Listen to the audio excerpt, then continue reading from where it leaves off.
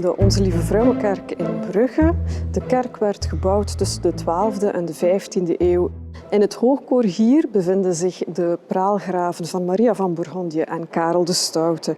Maria van Bourgondië was het enige kind van Karel de Stoute en Isabella van Bourbon. Zij is geboren in 1457.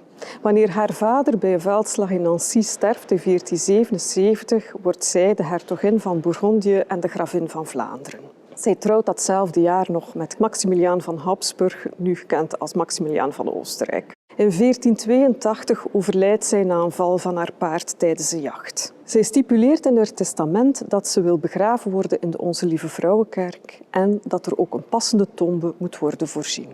Na haar overlijden werd het regentschap van Maximiliaan voor haar zoon Philips de Schone niet aanvaard in de Vlaamse gewesten en steden, waardoor het enkele jaren duurde vooraleer de opdracht werd toegewezen.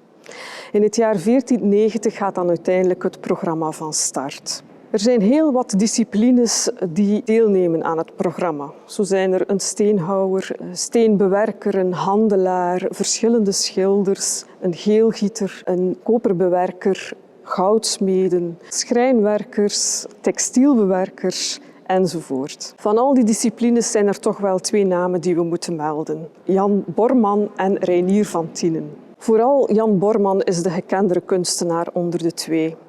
In zijn tijd werd hij als de beste meesterbeeldsnijder genoemd. We weten dat Jan Borman instond voor het maken van het hoofd, het snijden ervan, naar het dodenmasker van de hertogin. Ook de armen zijn een opdracht voor hem geweest. Voor de rest weten we niet waar de handen van Jan Borman eindigden en waar de handen van Reinier van Tienen starten. Maria van Bourgondië kijkt met de open blik richting de hemel, richting de eeuwigheid. Ook haar handen zijn loodrecht naar boven gericht. Het geheel is vuurverguld. Naar buiten toe van het beeld en naar het voeteneinde is de bewerking uitdrukkelijker gemaakt, zodanig dat de lichtinval geconcentreerd werd op het gepolijste hoofd van de hertogin. Om de nadruk ook nog meer op het hoofd te leggen, werd ook de kroon verzilverd.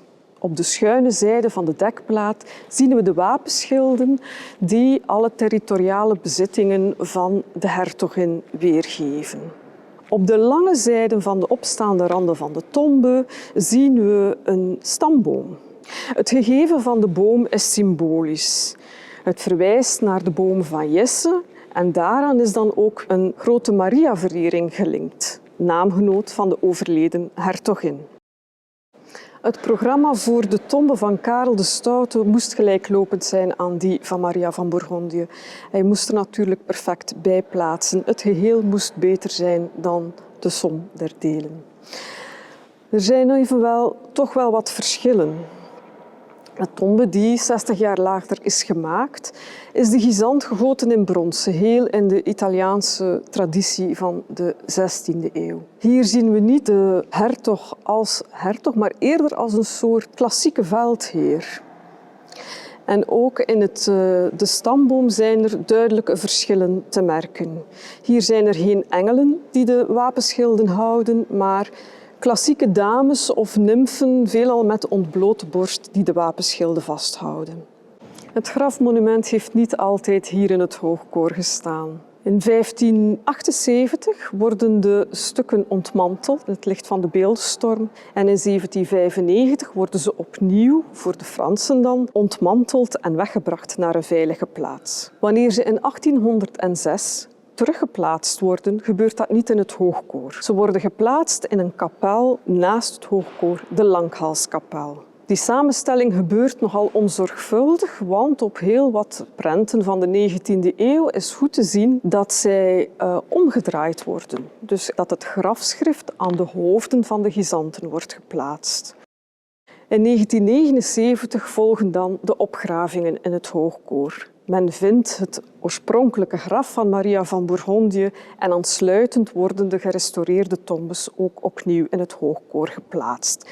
De huidige locatie is belangrijk omwille van het feit dat Maria van Bourgondië het had laten vastleggen in haar testament.